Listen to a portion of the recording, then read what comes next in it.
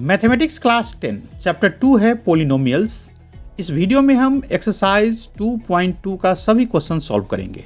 ये पहला क्वेश्चन है, find the zeros of the following quadratic polynomials and verify the relationship between the zeros and there coefficients. नीचे कुछ quadratic polynomials दिया हुआ है, उसका पहले जीरोज फाइंड करो और फिर रिलेशन वेरीफाई करना है जीरोज और कोफिशिएंट्स का। तो पहले पार्ट देखते हैं। एक क्वेश्चन है x² - 2x - 8।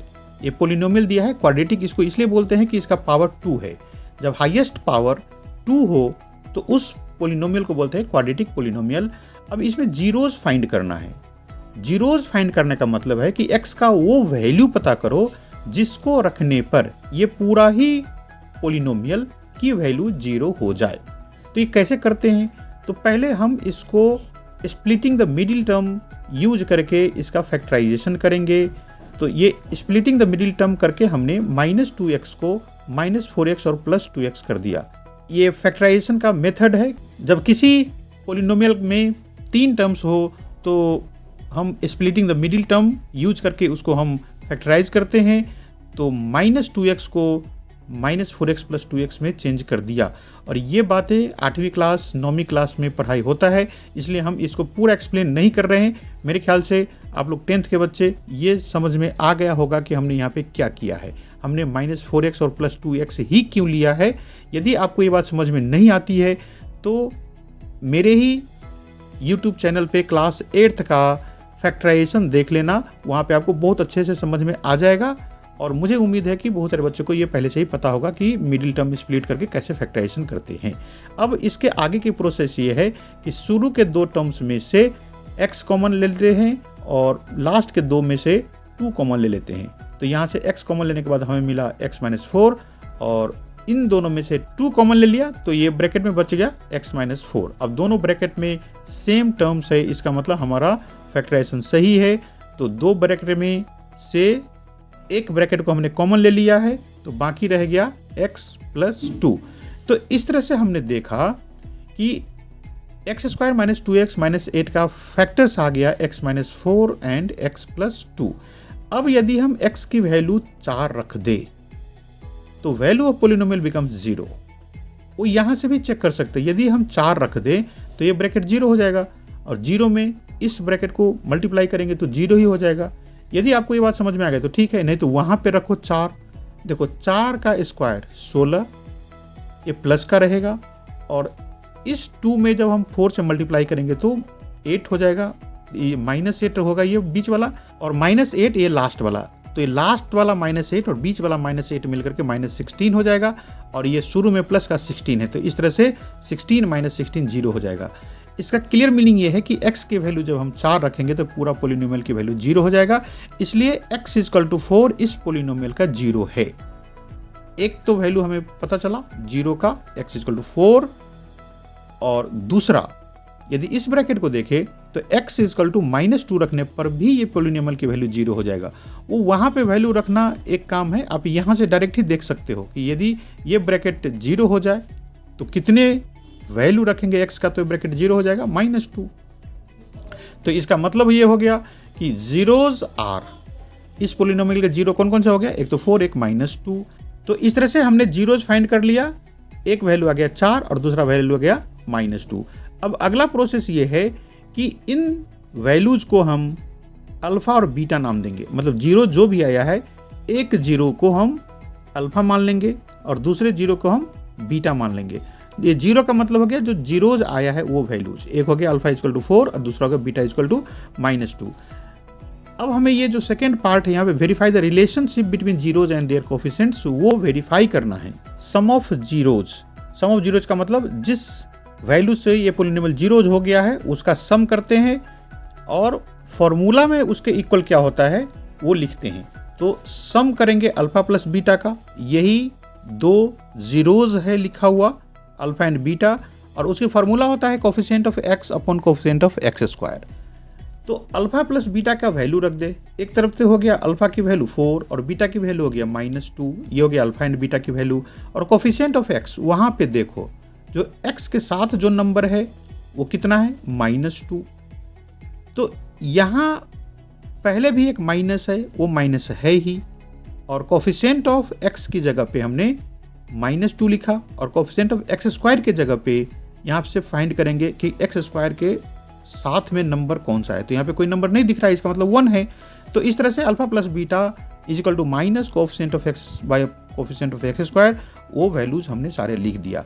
अब 4 में से 2 को हम माइनस करेंगे तो ये 2 हो जाएगा, और इधर का एक माइनस है, ब्रैकेट में जो माइनस है वो भी है, और 1 से डिवीजन करना था तो नंबर में कोई फर्क नहीं पड़ता है यदि हम 1 से डिवाइड करें तो इस तरह से 2 इक्वल टू 2 बन गया। ये बाहर वाले माइनस और अंदर वाले माइनस को मल्टीप्लाई करके हमने प्लस लिख दिया, तो इस तरह से 2 इक्वल टू 2 हो गया, तो ये वेरीफाइड हो गया। इसका मतलब हमारा जो सम ऑफ जीरोज हमने जो नंबर्स पता किया है उनको ऐड किया, और ये फॉर्मूला से जो नंबर आएगा वो दोनों इक्वल हो गया। अब चलते हम प्रोडक्ट ऑफ जीरोज पे। तो प्रोडक्ट ऑफ जीरोज का फॉर्मूला होता है alpha into beta equal to constant term by coefficient of x square.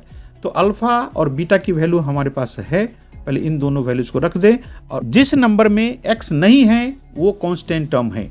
तो जब हम पोलिनोमियल को देखें तो यहाँ पे -8 है हमारा कांस्टेंट टर्म, वो लिख दिया, और कोफिशिएंट ऑफ x स्क्वायर हो जाएगा 1। ये पहले भी था, यहाँ पे कोफिशिएंट ऑफ x स्क्वायर की वैल्यू लिखना, हम यहीं से देख के लिख ले या पोलिनोमियल से जाके चेक करके लिखे। तो इस तरह से 4 इंटू -2 हो जाएगा -8, और इधर -8 बाई 1 -8 दोनों इक्वल है। इस तरह से वेरीफाइड हो गया। तो हमने क्या वेरीफाई किया कि जो जीरोज हमने फाइंड किया था उनका प्रोडक्ट, और ये फॉर्मूला से जो आता है constant term by coefficient of x square, ये दोनों इक्वल हो गया। इस तरह से पहले पार्ट कंप्लीट हो गया।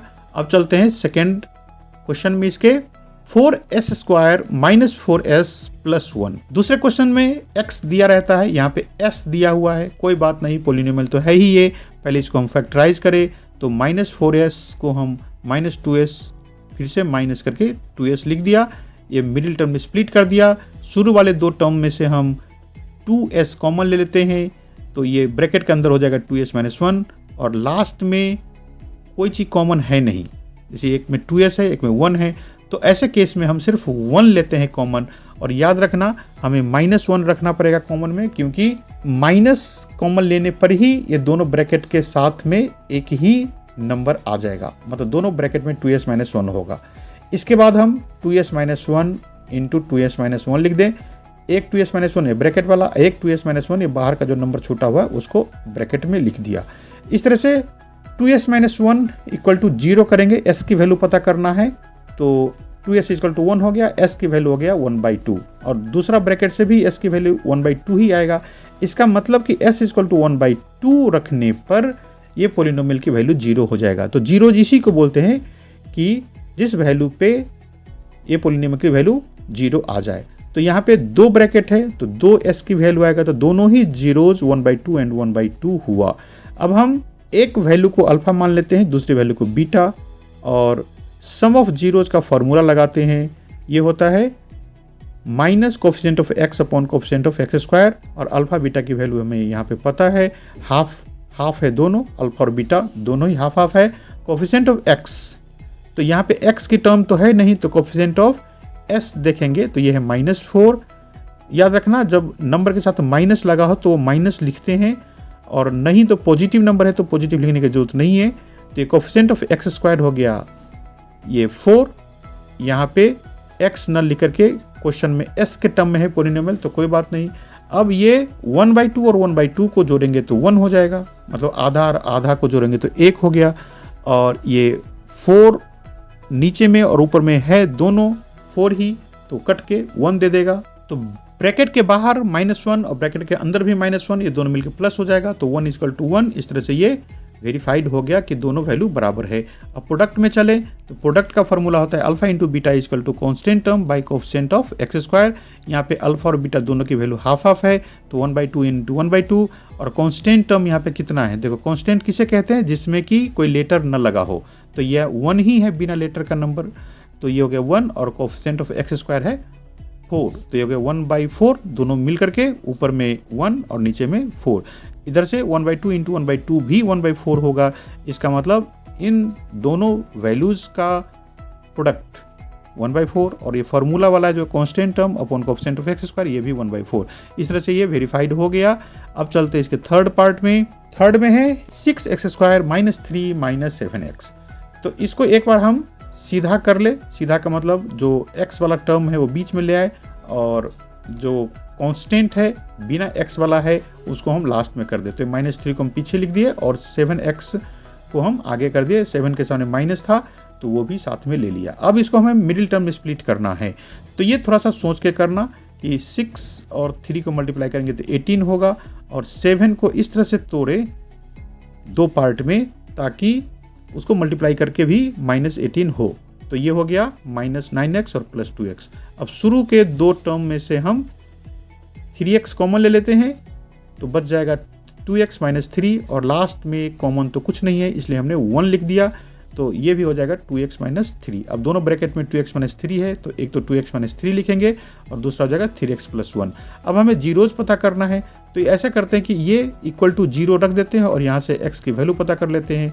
तो 2x इक्वल टू हो जाएगा 3, मतलब -3 को उधर ले जाएंगे इक्वल साइन के तो प्लस में आ जाएगा और x की वैल्यू हो जाएगा 3/2।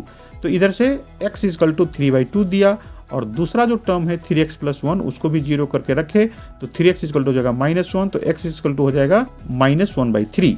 तो इस तरह से x की वैल्यू आ गया -1/3।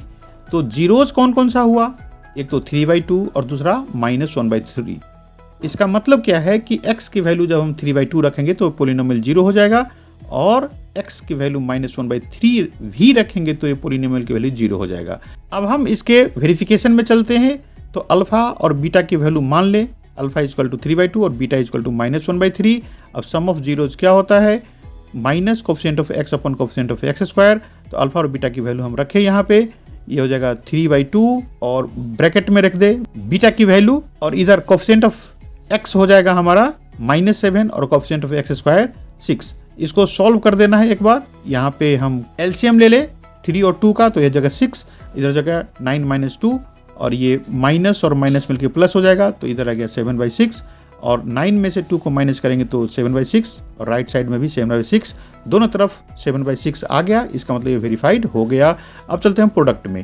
प्रोडक्ट में लिखते हैं alpha into beta equal to constant term by coefficient of x square और अल्फा बीटा की वैल्यू हमें 3/2 और -1/3 पहले से ही दे रखा है और इधर कांस्टेंट टर्म है हमारा -3 यहाँ पे। अब यहाँ पे सिंप्लीफिकेशन कर दे थोड़ा सा तो ये 3 और 3 कट जाएगा तो इधर जाएगा -1/2 और इधर से 3 से 6 करके 2 रह जाएगा नीचे में। इस तरह से ये दोनों साइड में -1/2 और -1/2 आ गया तो हमारा वेरिफिकेशन हो गया। अब चलते हैं क्वेश्चन नंबर 4 पे। ये 4u² + 8u। यहाँ पे एक छोटा सा ही काम करना है क्योंकि इसमें 3 टर्म्स है नहीं तो मिडिल टर्म का स्प्लिट नहीं करेंगे, बस जो कॉमन आएगा उसको ले लेते हैं। तो 4u कॉमन आ गया, ब्रैकेट के अंदर आ गया u + 2। तो जीरोज कौन कौन सा होगा, यदि u की वैल्यू 0 रख दे तो भी पूरा टर्म 0 हो जाएगा या u की वैल्यू -2 रखे तो भी पूरा टर्म 0 हो जाएगा। एक तो डायरेक्ट ही हमें देखने को मिल रहा है यहाँ पे और दूसरा कि ये ब्रैकेट के अंदर जो भी है उसको इक्वल 0 रख देंगे तो u की वैल्यू -2 आ जाएगा। अब अल्फा की वैल्यू 0 मान ले और बीटा की वैल्यू -2। सम ऑफ जीरोज का फॉर्मूला लगाए, ये फॉर्मूला आपको पहले से पता है। यहाँ पे वैल्यूज रख दे, अल्फा की 0 और बीटा की -2 और तो कोएफिशिएंट ऑफ x और कोएफिशिएंट ऑफ x स्क्वायर भी लिखना होगा। हम सारे वैल्यूज लिखते हैं। कोएफिशिएंट ऑफ x तो ये इक्वेशन तो u के टर्म्स में, मतलब कोएफिशिएंट ऑफ u लिखेंगे तो है कितना, वो 8 है और कोएफिशिएंट ऑफ x स्क्वायर का मतलब यहाँ पे कोएफिशिएंट ऑफ u स्क्वायर देखेंगे तो ये 4 है। इधर वाला 0 प्लस और ब्रैकेट के अंदर -2 है तो पहले हम ब्रैकेट को हटा लें। इधर 8/4 मतलब 4 से 8 कट के 2 बच जाएगा और साथ में माइनस का साइन है हमने रख दिया और इधर 0 - 2 होगा और राइट साइड में -2 है ही पहले से। इस तरह से ये वेरीफाइड हो गया। अब इसका प्रोडक्ट में चलते हैं। तो प्रोडक्ट ऑफ जीरोज हमें पता है क्या क्या होता है, alpha into beta equal to constant term by coefficient of x square. तो अल्फा की वैल्यू 0 है और बीटा की वैल्यू है यहाँ पे -2। कांस्टेंट टर्म देखो यहाँ पे कोई कांस्टेंट टर्म है ही नहीं क्योंकि कांस्टेंट टर्म हम उसे कहते हैं जिसके साथ कोई लेटर नहीं लगा रहता है, सिर्फ नंबर रहता है। तो यहाँ पे तो दोनों ही नंबर के साथ लेटर लगा है, इसका मतलब इस पोलिनोमियल में कांस्टेंट टर्म है ही नहीं तो इसलिए 0 रख दिया कांस्टेंट टर्म की जगह पे। और कोएफिशिएंट ऑफ x स्क्वायर ये है 4। वैसे तो वहाँ पे u² लिखा है तो कोई बात नहीं, ये फॉर्मूला हमारे x के टर्म्स के लिए रहता है। यदि लेटर बदल गया है तो भी हम स्क्वायर वाले पावर के साथ जो नंबर है वो देखेंगे।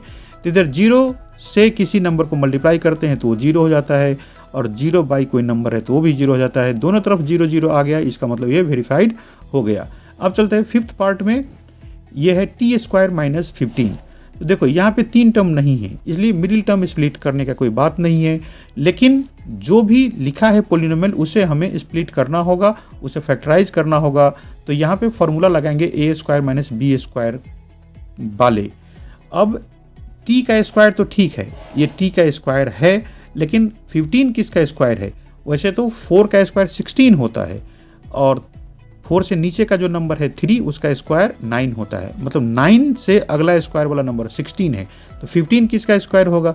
ये पूरा कोई नेचुरल नंबर का स्क्वायर नहीं है, इसलिए हमने 15 को रूट में रख करके स्क्वायर लगाया है। आपको पता है किसी नंबर पे स्क्वायर भी लगा रहा है और रूट भी लगा रहा है तो वो रूट से वो स्क्वायर हट जाता है और नंबर फ्री रह जाता है। इसका मतलब ये है कि 15 को हम रूट अंडर 15 का स्क्वायर लिख सकते हैं। अब इसको a प्लस बी और a माइनस बी वाले फार्मूला से हमने 2 टर्म्स लिख लिया, एक हो गया t प्लस अंडर रूट 15 और दूसरा हो गया t माइनस अंडर रूट 15। अब हम जीरोज फाइंड करने की कोशिश करें, तो जीरोज फाइंड करने का तरीका यही है कि एक ब्रैकेट में जो भी चीज़ है उसको जीरो लिख दें। तो यहाँ से t plus root 15 equal to 0 आ गया, तो t इक्वल टू कितना हो गया? Minus root 15। इसका मतलब है कि t की जगह पे यदि हम माइनस और रूट के अंदर जो 15 है वो रखें तो ये ब्रैकेट की वैल्यू 0 हो जाएगा। इस तरह से पोलिनोमियल भी 0 हो जाएगा। और दूसरा वैल्यू कौन सा आएगा? ये दूसरी वाली ब्रैकेट के इक्वल में हम 0 रखेंगे, तो यहाँ से t की वैल्यू आ जाएगा प्लस का अंडर रूट 15। तो इस तरह से जीरोज आ गया, एक तो माइनस का अंडर रूट 15 और दूसरा आ गया प्लस का अंडर रूट 15। अब हम एक वैल्यू को अल्फा लिख ले और दूसरे को बीटा, और फॉर्मूला लगाए सम ऑफ जीरोज क्या आएगा? Alpha plus beta is equal to minus coefficient of x upon coefficient of x square. देखो यहाँ पे फॉर्मूला तो हम x वाले ही टर्म वाले लिखेंगे, लेकिन हमारा इक्वेशन है t के टर्म्स में, तो जहाँ पे x है वहाँ पे t समझेंगे और जहाँ पे x स्क्वायर है वहाँ पे t स्क्वायर समझेंगे। तो अल्फा और बीटा की वैल्यू लिखे, एक है माइनस का अंडर रूट 15, दूसरा है प्लस का अंडर रूट 15, और कोफिशिएंट ऑफ x हमारे इक्वेशन में कोफिशिएंट ऑफ t हो जाएगा। तो यहाँ पे तो t वाला टर्म है ही नहीं, तो जो टर्म नहीं है इसका मतलब वो 0 है, तो ये 0 आ गया, और कोफिशिएंट ऑफ एक्स स्क्वायर मतलब हमारे इक्वेशन में कोफिशिएंट ऑफ टी स्क्वायर। तो टी स्क्वायर के साथ में भी कोई नंबर नहीं दिख रहा है, तो यहाँ पे नंबर नहीं दिख रहा है तो ये 1 होगा। ध्यान रखना कि यहाँ पे नंबर दिख नहीं रहा है, और दूसरा है ही नहीं ये coefficient of x. Coefficient of x है नहीं इसलिए 0 लिखा, और यहाँ पे क्योंकि टी स्क्वायर है वहाँ पे नंबर नहीं दिख रहा है तो हम 1 लिख दिए। इन दोनों बातों को क्लियर रखना दिमाग में।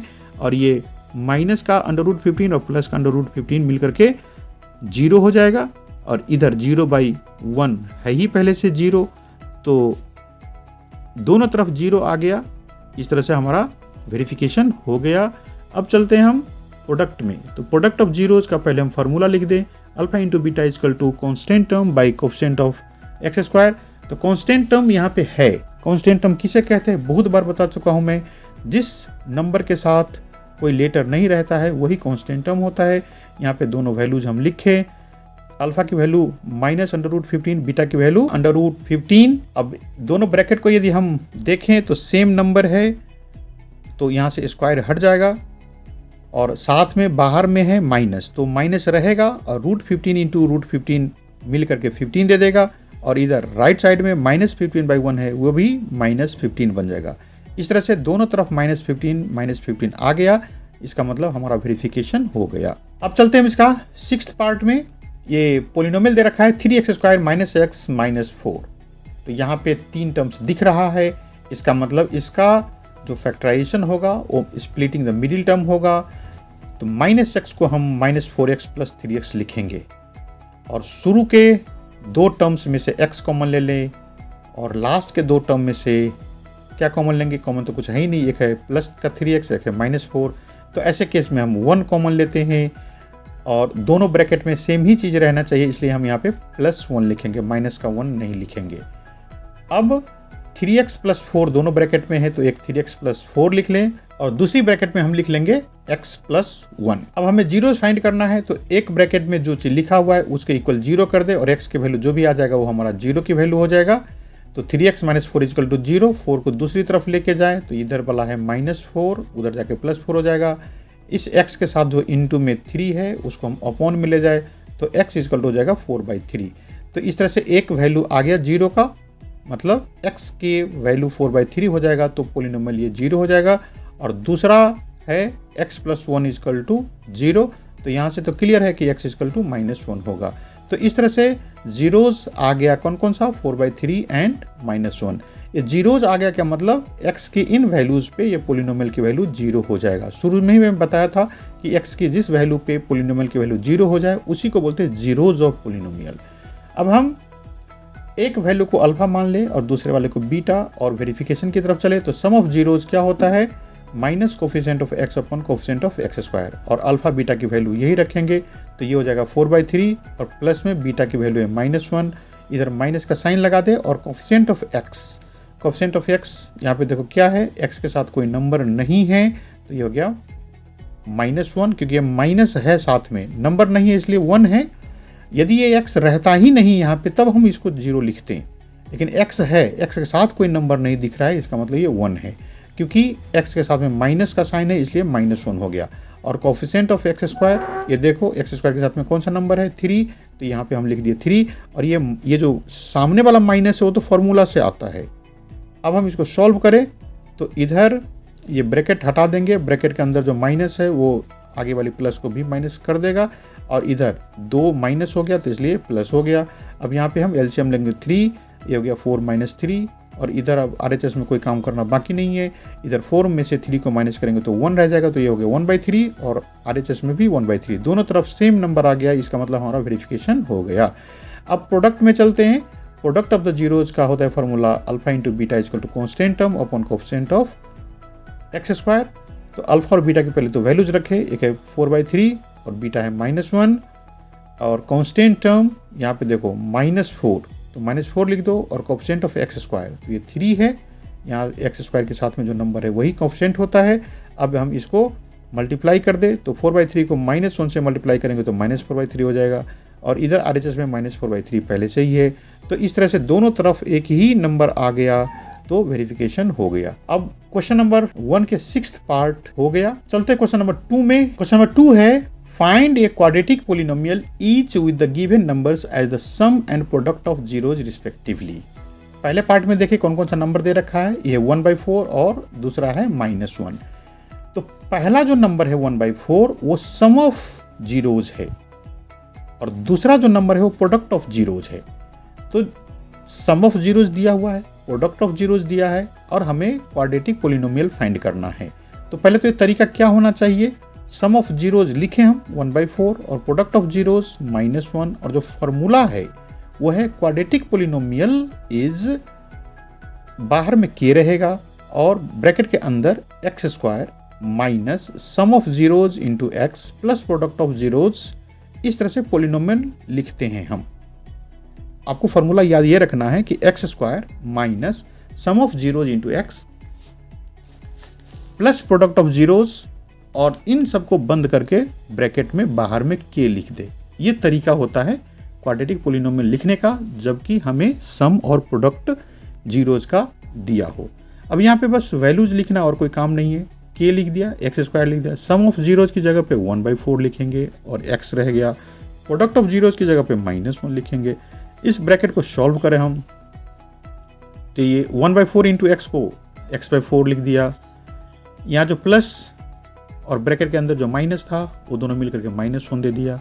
अब हम यहाँ पे एलसीएम ले लेंगे 4, ऊपर में हो गया 4x² -x -4, ये 4 k के साथ चला जाएगा तो ये जाएगा k/4, क्योंकि इधर भी ये 4 नीचे में है, बाहर निकलने के बाद भी k के नीचे में ही 4 रहेगा, और ब्रैकेट के अंदर हो गया 4x² -x -4।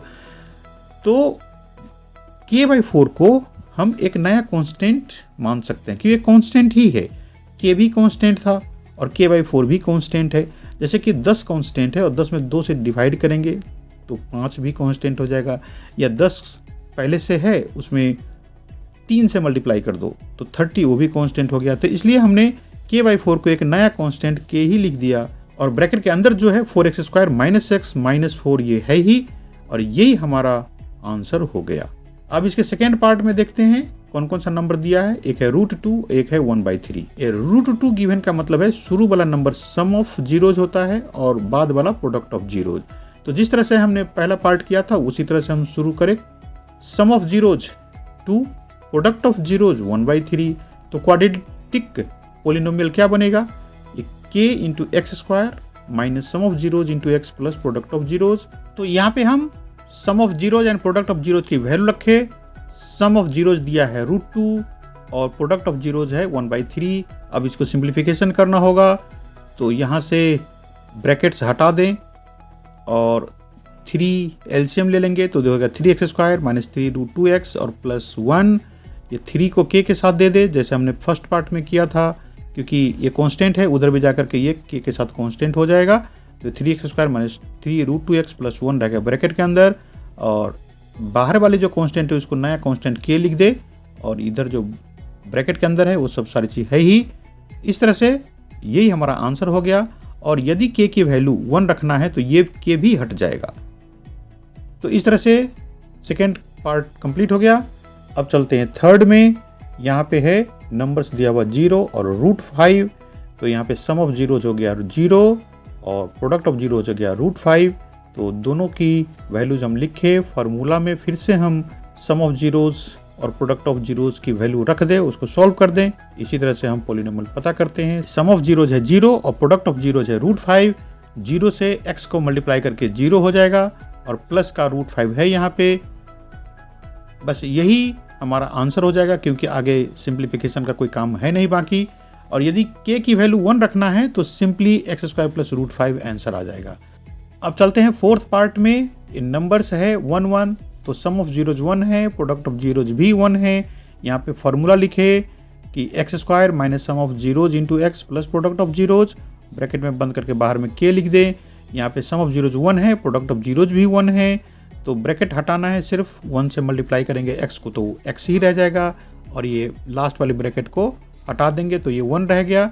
अब इसके आगे कोई काम बाकी नहीं है, तो यही हमारा आंसर हो जाएगा। अब फिफ्थ पार्ट में नंबर्स देख ले कौन कौन सा है। ये -1/4 और फिर है दूसरा 1/4। तो सम ऑफ जीरोज हो गया यहाँ पे -1/4, प्रोडक्ट ऑफ जीरोज हो गया 1/4। फॉर्मूला हमारा वही है पुराना, k into x square minus sum of zeros into x plus product of zeros. यहाँ पे जो जो वैल्यू हमें दिया हुआ है वो रख दें। सम ऑफ जीरोज की जगह पे -1/4 रख दिया, और ब्रैकेट के बाहर जो माइनस वो है, प्रोडक्ट ऑफ जीरोज की जगह पे 1/4 रख दिया। इसको एक बार ब्रैकेट हटा दें तो माइनस और अंदर वाली माइनस दोनों मिलकर के प्लस हो गया। यहाँ पे प्लस ही है इसलिए सिर्फ ब्रैकेट हट जाएगा, कोई साइन में चेंज नहीं आएगा। अब एलसीएम लेना है तो 4 एलसीएम हो जाएगा। इधर हो गया 4x square plus x plus 1। इस 4 को बाहर कर दे तो जाएगा k/4, और k/4 मिलके एक नया कांस्टेंट दे देगा। इस तरह से ब्रैकेट के अंदर हो गया 4x square plus x plus 1। यही हमारा आंसर हो गया। यदि आप चाहो तो k की वैल्यू 1 रख करके सिर्फ 4x square plus x plus 1 भी आंसर लिख सकते हो। अब चलते हैं फिफ्थ पार्ट में। इन नंबर्स दिया है 4 और 1। इसका मतलब है कि पहला number sum of zeros equal to 4 है और दूसरा number product of zeros equal to 1 है। पहले हम फॉर्मूला लिखें, और फॉर्मूले में जो सम ऑफ जीरोज की जगह है वो हम 4 लिख देंगे वहाँ पे, और प्रोडक्ट ऑफ जीरोज की जगह पे 1 लिख देंगे, क्योंकि इस क्वेश्चन के लिए यही दो वैल्यू गिवन है। अब यहाँ पे ब्रैकेट को हटा दें तो 4 इंटू एक्स 4x हो जाएगा। इस ब्रैकेट के अंदर 1 है, ये भी बाहर आ जाएगा तो एक बार 1। अब इससे आगे कोई काम बाकी नहीं है, तो इस तरह से यही हमारा आंसर हो गया। और एक बात और भी कि इस k की जगह पे आप 1 लिख करके सिर्फ x square minus 4x plus 1 भी लिख सकते हो पोलिनोमियल, लेकिन वो कंडीशन हो जाता है कि k की वैल्यू 1 रखेंगे। तो यदि आपकी k की वैल्यू कोई दूसरा नंबर है तो सबसे बेटर वे यही है, सबसे अच्छी बात यही है कि k को यहाँ पे रहने दो। इस तरह से ये हमारा आंसर हो गया। और क्वेश्चन नंबर 2 में टोटल 6 पार्ट थे, सारे हमने सॉल्व कर लिया, और इस एक्सरसाइज का ये लास्ट क्वेश्चन था। इस तरह से ये एक्सरसाइज भी पूरा हो गया।